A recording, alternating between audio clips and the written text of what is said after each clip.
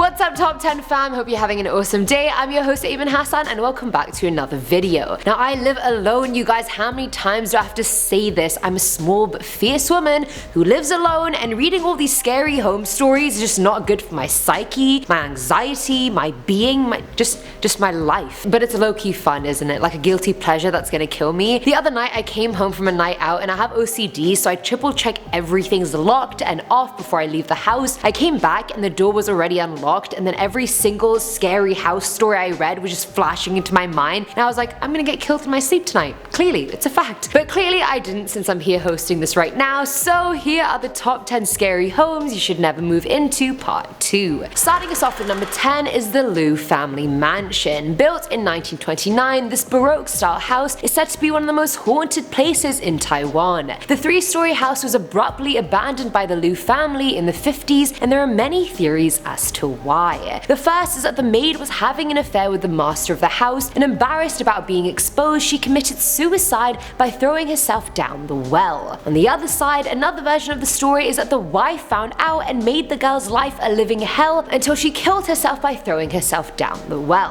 Whichever story you believe, apparently her spirit came back to haunt the family daily to the point they couldn't take it anymore and left the home. Now another story involves a bunch of Japanese soldiers billeting the mansion during World War II. One night a soldier saw a moving figure near the grounds and opened fire. Hearing the commotion, the other troops started shooting too, and by the morning every troop was dead since they'd all accidentally massacred each other. The mansion is gorgeous but in terrible disarray as well. It's overgrown with foliage, the inside is decrepit, and there's just way too much bad juju floating around this house for someone to move into it now. It is over. There's a dead girl in the well, there's a bunch of dead troops everywhere. It's over for you. I'm just being very dramatic right now. Coming in at number 9 is Villa de Vecchi, aka the House of Witches. Located near Lake Como and dubbed the most haunted house in Italy, it was built in the mid-1850s as a summer home for Count Felix de Vecchi. The family lived there for only a few years, since as soon as they moved in, their lives were overcome with tragedy. Firstly, the house's architect died 1 year before the villa was completed, and that really should have been like the first red flag omen. The next red flag came sometime in 1862 when Count Felix came home to find his wife brutally murdered and his daughter nowhere to be found. He searched for her for a full year with no luck before giving up and committing suicide himself. The house was passed on to his brother, who lived there till World War II, and by the 1960s it stayed abandoned. The house itself is white and covered in red patches which looks like blood even though it very much isn't. Surprisingly, an avalanche occurred in the area in 2002, destroying all the houses except this one. So I can't tell if that's good luck or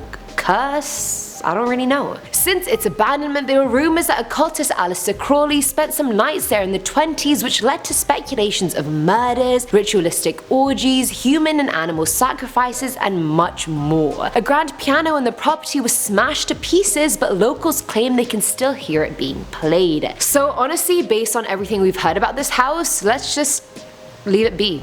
Shall we? Let's just leave it be. At number 8 we have the Jean Harlow house. It's always Hollywood related, isn't it? So this Bavarian style home in Beverly Hills was gorgeous, because it's usually the pretty houses that have the most gruesome histories, am I right? Either way, back in 1932 it was home to actress Jean Harlow, who everyone knows, and her husband Paul Byrne, who was a huge film director. They stayed there for barely even 2 months before Paul shot himself in the head in front of a mirror. The couple's butler ended up finding his body and suspiciously called MGM instead of calling the police. The death was ruled a suicide, but many speculated Jean killed him and MGM staff tampered with the evidence to make it look like a suicide. But it was confirmed later on that he was killed by his ex-wife Dorothy Millett, who then committed suicide a few days later by jumping off a boat. 30 years later, Sharon Tate and Jay Sebring moved into the house, and she reported seeing a creepy little man in the house that she believed was Paul's ghost. She once ran out of her room and saw a hanging shadowy corpse with a slit throat in the hallway. Apparently 2 other people died in the swimming pool of the house years prior, and let's not forget that Sharon was later murdered by the Manson family cult, so the house is just a no from me. There's too much bad shit that's gone on. There's no recovery. We cannot recover from this, you guys.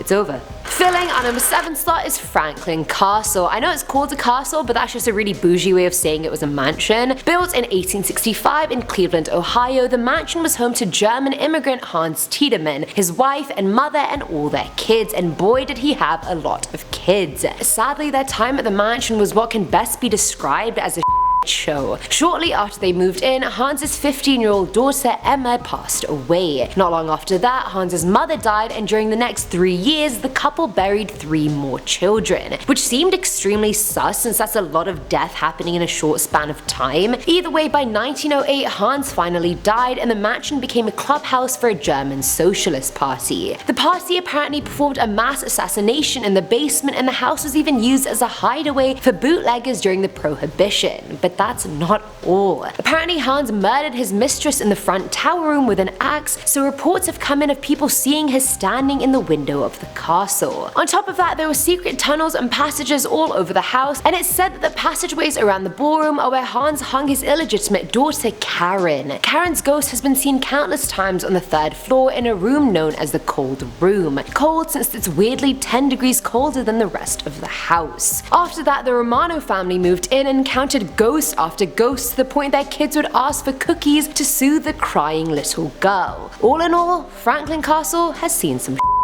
Now at number 6 is the scratching. So this story was shared by an anonymous person who said when she was around 8 years old, she was out playing with her neighbors. She came home early and took a nap, and her parents thought she was still out, so they decided to go to the grocery store. By the time the girl woke up, the power had gone out, so it was dark as hell, and since she didn't know her parents weren't home, she called out for her mum. After getting no response, she started hearing noises from the basement, but since no one ever went down there, she didn't bother checking it out. The noises became scratching sounds like someone was dragging themselves across the floor. Scared shitless, the girl hid behind the sofa till her parents got home, and despite that only being like 20 minutes, it felt like 9 hours at least. Her parents went into the basement to find everything ransacked with scratches all over the floor and the back door wide open. So I don't know what creature or person this was that did this, but it's safe to say I definitely don't envy this girl. Coming in at number 5 is the no-faced man. This one's from Isabella Morris, who shared that her aunt moved into a house where an entire family had died previously due to a fire. I would honestly not move into that house knowing that information, but her aunt's a ballsy one clearly. Anyway, her aunt's oldest son's room used to be in the basement, and he recalls having horrifying nightmares involving a man called Charles who had no face and glowing red eyes. Charles would drag him off his bed and into open flames, and the son swore he could feel his skin burning. It just felt too real to be dreams. It was so bad that he'd crawl to the corner of his room crying, and mind you, he was 20 years old. Can you imagine being so scared of a dream that you're literally in the corner of your room crying? Like, how bad does it have to be for you to do that? At number 4 is the JONBENET Ramsey house. So this was a pretty famous cold murder case that there's even a Netflix show about now. But if you don't know the story, 6-year-old JONBENET Ramsey, a child beauty queen, was murdered in her family home in Boulder, Colorado. Her parents found a 2.5-page ransom note in their kitchen asking them for $118,000. Her body was later found in the basement, and the autopsy concluded she had a broken skull and she was strangled to death. The parents were initially suspects in the murder, but an unknown male's DNA was found on JONBENET's body, and so the DNA evidence cleared the parents. But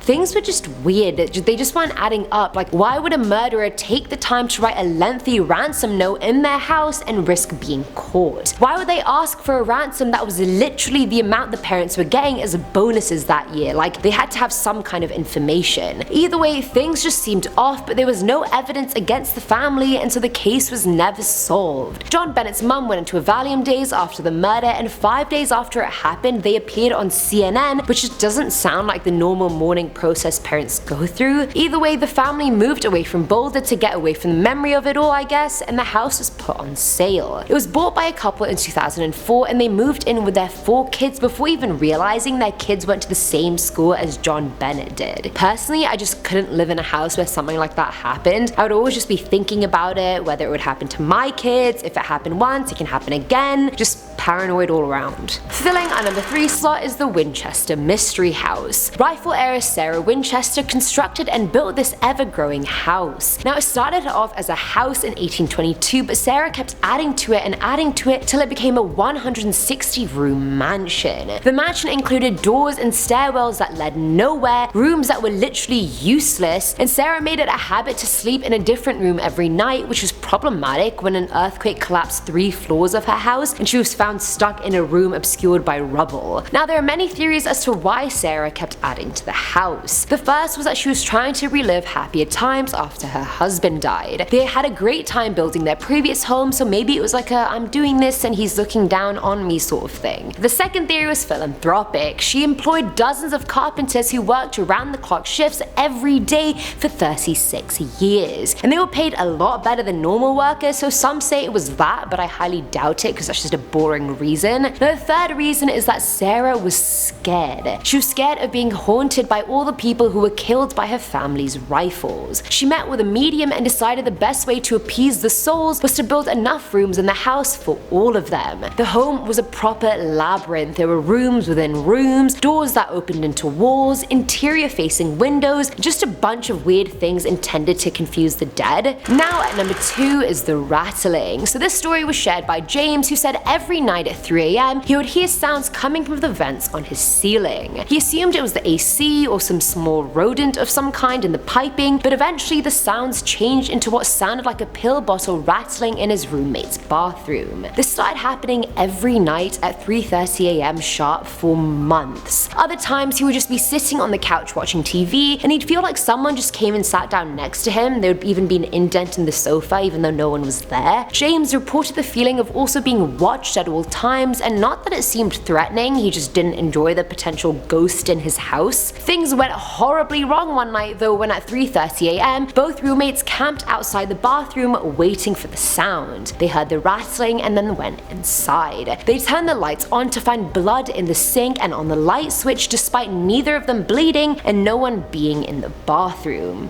Don't mind me while I just shred their lease into a million pieces and become homeless, since I'd rather do that than live over there. And finally at number 1 is the Amityville horror house. So this one is a very famous one, but if you haven't heard about it, come out from the rock you're living under and let's get you knowledgeable. Now the house is located in Long Island, New York, and on November 13th, 1974, Ronald Defoe Jr. murdered 6 of his family members at the house by going room to room and shooting each and every one of them. According to Ronald, he kept hearing voices in the house telling him to murder his family, and the house remained empty for a year after that. Then the Lutz family moved in, only surviving in the house for 28 days before moving the hell out. During the time they lived there, they insisted on getting the house blessed because let's face it was reeking of bad juju. The family claimed they heard their doors banging, knives would get thrown off the kitchen counters, they'd hear voices as well like Ronald. George, the dad of the Lutz family, claimed he saw his wife levitating above their bed, and he even saw a red-eyed pig sort of creature and slime oozing from the walls. But the weirdest part for me was the fact that George Lutz would get woken up every day at 3:15 AM, which was the exact same time Ronald started his murder rampage. 28 days? I would have been out there in 10 minutes, mate.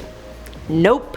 No. And that's it for today's video, guys. This video honestly did not make me feel better about my house being unlocked that night. If anything, there's most definitely a ghost in my house now or a murderer, and based off this list, apparently that's a very common occurrence. Let me know what you guys thought in the comments below, and as always, I'm Ayman Hasan and I'll see you in the next one. Bye!